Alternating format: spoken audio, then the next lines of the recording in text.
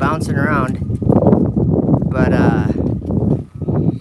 I'm just messing with my telescope a little bit to try to prepare for maybe get some good footage tonight of the lunar eclipse that's going to be happening.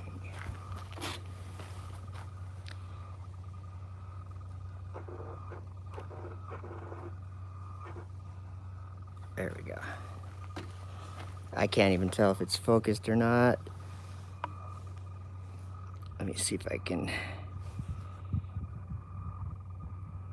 get that a little better. There we go. I like that, I think. Maybe not. Let's go a little further. By the way, we're looking through some tree branches.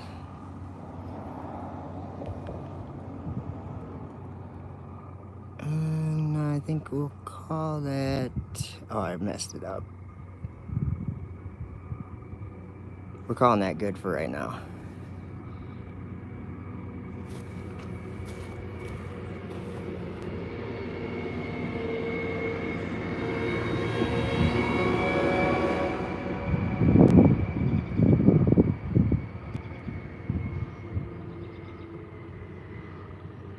Trying to make sure that I can get a decent hookup for internet.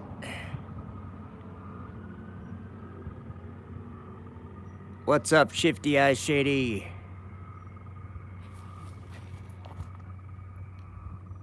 So I got some stuff I gotta do yet. So I'm just gonna leave this going for a while. See how it tracks. Yeah, lunar eclipse. I think it's about 11 p.m. Central that it's like going to begin, but it's like 1:30. I'm gonna be tracking it with 2 different mounts too. I have to go pick up the other one from my house and set it up also, but so we'll get a little bit of footage from it.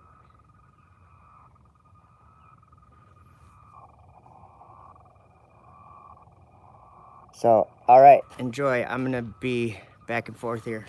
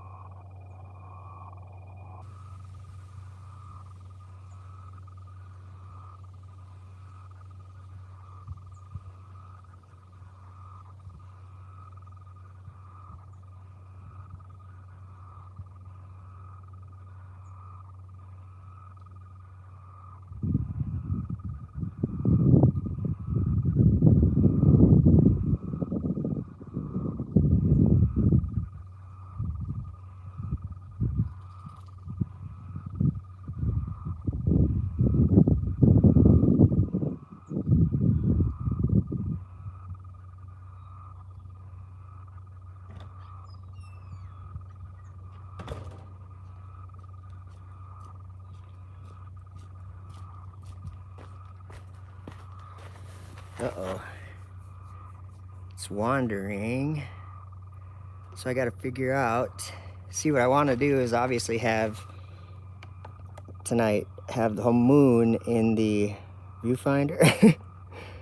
So I might even do a different setup a little bit, because it's gonna be like I want to be a little further back, I think, because, by the way, the sun is about the same size as the moon in your camera, so we can pretend that this is the moon and it's almost the same.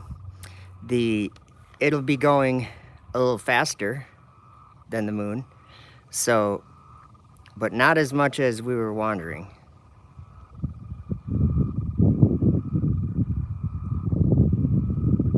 It takes 28 days for a new moon to, or for the whole moon to go through its phases. So I better get the remote out and mess with it a little bit. That's what I should always do, but I'm always too lazy. Is it low? Let's see what happens if we go up a little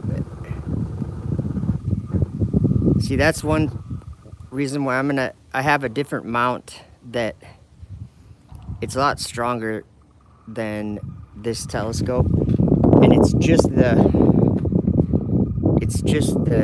two sidereal motors, and I have like a mounting mounting plate on it, so I can. This one actually, when you put a camera on this telescope, oh, it looks like there's some clouds. When you put a camera on this telescope, it's like the telescope's already too heavy for the, just that, I'm not complaining about it. I'm just saying that if you're trying to, like, I'm messing with it right now, but if I leave it like that,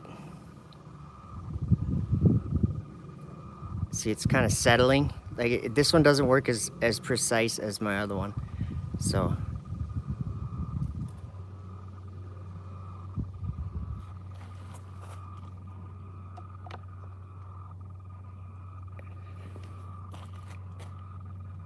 Yeah, move it, and then it kind of just goes back.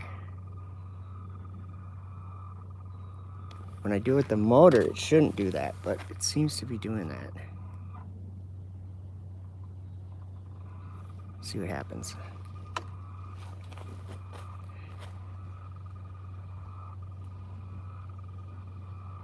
So on my other mount, it's one that I made out of, I took an old telescope apart and I used all the parts, but it's much more rigid, maybe the whole thing is. So I'm gonna mount, I think, my P1000 on that, maybe, and do some, I guess it depends. They have that if you guys have a P1000, they have, I think it's called Super Lapse, is one of the, I guess, features or whatever, one of the, I can't think of what it's called, but I think it's Super Lapse, and I think you can do, I think it's like 25 minutes or 28 minutes, and then you have to start a new one, and then start a new one, but it's like a, I don't know, a pretty nice playback, time lapse or whatever. It's a little faster, so how long will it stay centered?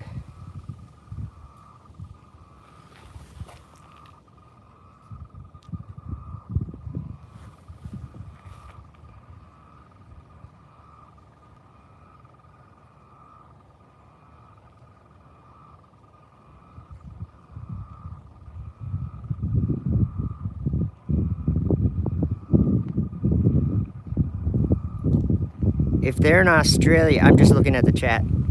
If you're in Australia and you see the moon, You have to be facing somewhat north to see it. Be looking towards me to see it. Because, well, I can't say that. I mean, it's going to be somewhere, obviously, rise in the east and set in the west, but you're going to have to look north from Australia to see it, I believe, with where it is right now. So it'll be either like north, I guess I don't know what time it is, but somewhere you'll be facing north, I think.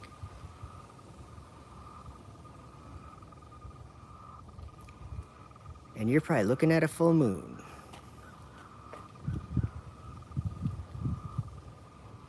Not on this video, we're looking at the sun.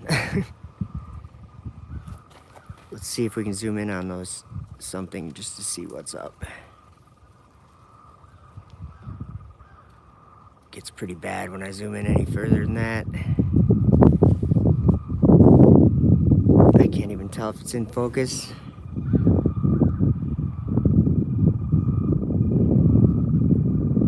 Let's see. I'll mess with it a little bit. Might have just got a little better right there. Maybe not though. I can't really even see it. We'll go back out. I want to make sure that we're staying centered. That's my goal. Like, I don't have to zoom all the way out, but I probably will. To go all the way out, that's what I should do, is I should be trying different eyepieces. It's moving to the right.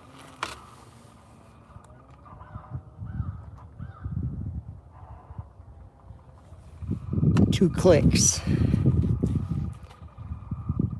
See, and then when I move it, see how it continues on towards I moved it to the left, like 2 little clicks of the button, and see how it continues to move? So maybe that means I should only do 1 and let it, so I'm gonna go 1 to the right. Whoa. Do you see how that's way different than the other direction? I'll go 1 to the left now. See how the motor does like 2 things? It's trying to like compensate for whatever I'm doing, but. So if I give it a little extra, then, but now it's gonna go to the left. I'm just learning about this out loud. So up and down doesn't work at all the same, because it has the telescope, the weight of the camera and the weight of the telescope. See how it's like really, it tries and tries and then it'll finally grab. See, it finally grabs. So up and down is always gonna be bad. But we're not even using that motor. When I go like that, that motor's off now. It's not being used at all. So we're only going, I'm trying to get it back where it was, sorry. Okay, we're only going automatically, I mean, the tracking is only going that direction right there. So that's the left and right tracking direction. And that's the most consistent one that the telescope has too. That's the base of the telescope, the very bottom of it. So I'm only using that motor because that's how everything in the sky, basically everything goes in a perfect circle. So if you can see it and you can point your camera at it, and all you have to do is make your camera go in a circle at the same speed that the whatever you're looking at is going through the sky, and it's going in a circle. The geometry I'm saying, so you don't have to imagine a star going anywhere but in a circle from wherever you see it first. And it depends on how close you are to the southern or northern celestial axis, like the point in the sky where the whole sky is circling around, and that's it. Yeah. Everything, depending on where you point your scope, like right now we're pointed south and at like 55 degrees probably. Well, let's just say that I'm not sure what the moon's going to be tonight, but let's just say that the sun was at 35 degrees. So we'd have to move the telescope way down. But I would still be able to follow the sun exactly like this if it was down there, simply by turning that base of the telescope. So it's just one motor turning, because the whole sky, no matter where you look, the whole sky is turning on an axis that runs north to south.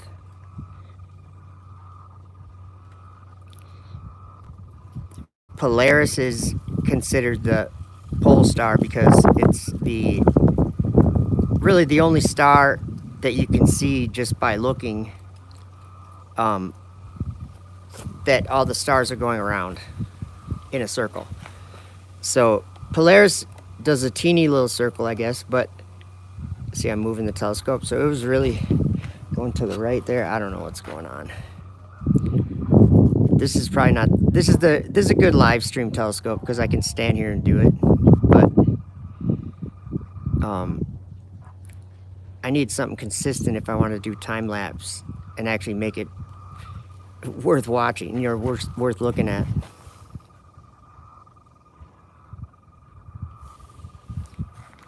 It also seems like when I hang the remote up, because it does have a cord, and you know that's doing something, when I hang the cord up, it slightly moves it too. So there's a lot to complain about my setup. But yeah, that's why I'm gonna go get that other one and put that camera on there, I think.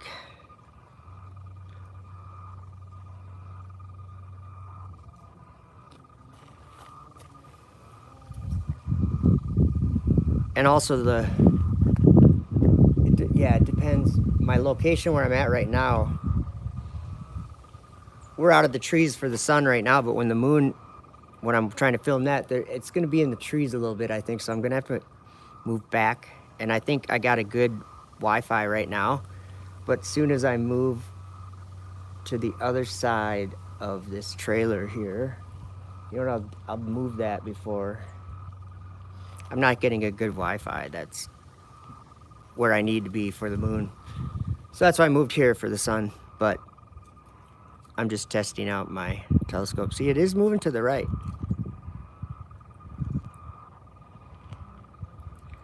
And as far as up and down, I don't even know. It shouldn't be. The up and down it might slightly,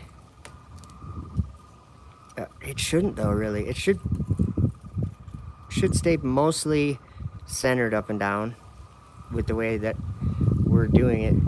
Like I could lock it right now for up and down, and it would just continue to follow the sun.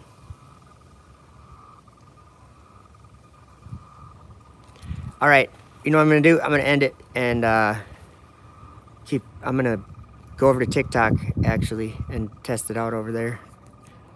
I want to test out their app too. It's kind of important when you're doing a lunar eclipse that you can mess with the exposure. What's up, Patrick? And everybody else that came in. But yeah, I'm gonna go over to TikTok right now and go live just to see what that's all about. All right. Thanks, guys. Have a good one.